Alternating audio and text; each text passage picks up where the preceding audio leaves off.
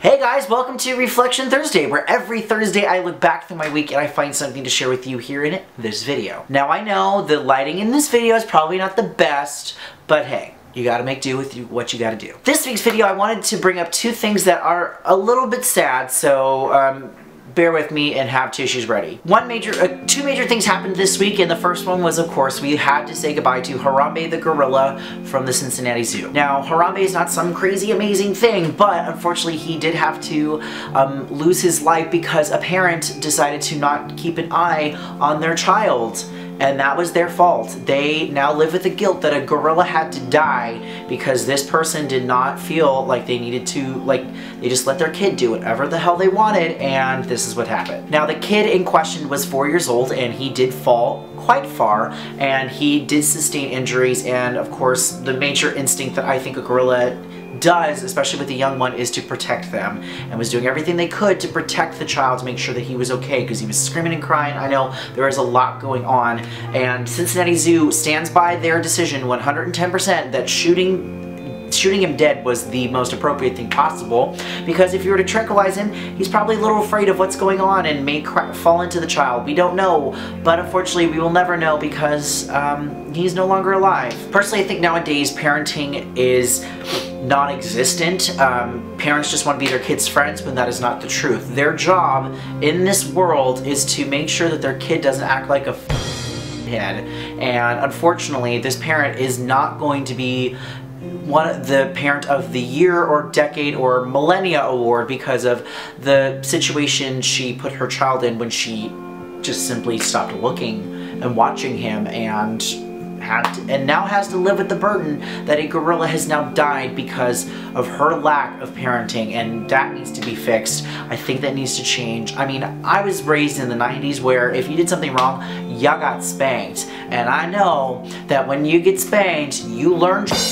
And I definitely learned to respect, for the most part, all of my elders or people who respect me. I respect them back. Even if they decide to be a little bit of a shithead, I'm willing to make an exception. Now, the unfortunate other thing is, this past week is, yesterday in fact, we had to deal with UCLA.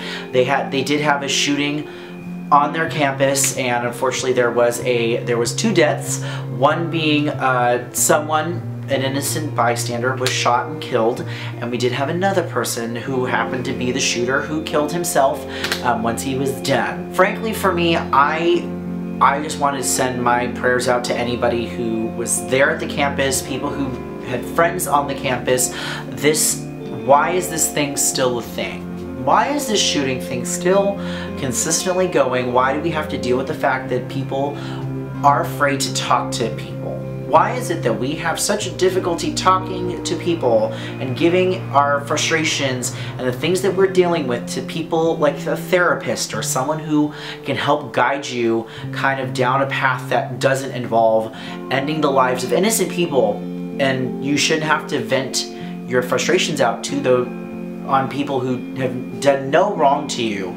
That is, I think, what needs to be addressed at this point is, why is it that we're not confronting the people who are behind the guns and kind of helping them and kind of making sure that everything is okay with them? So to get onto a lighter note, this past weekend, Frozen Live at the Hyperion opened up at Disney California Adventure. Now let me tell you, I'm actually thoroughly excited that the show finally opened. The reason why is because we've been seeing video clips and have been kind of just waiting for this thing to happen, and it finally happened. I got to see it on Sunday, and this next Sunday I am also releasing a new Snap Sunday that goes all through Frozen Live at the Hyperion. So if you want to check that out, please hold off until Sunday. You can kind of hear my thoughts on it and my review, but let me know in the comments down below, what are your thoughts about Harambe, UCLA, and Frozen the Musical. If you've heard of all 3, perfect. You can leave comments and your opinions. If you've heard only Frozen or have not seen Frozen yet,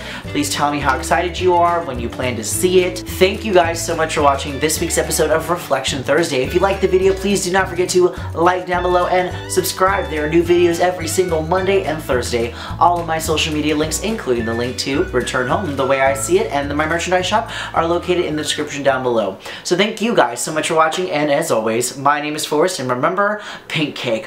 Woo!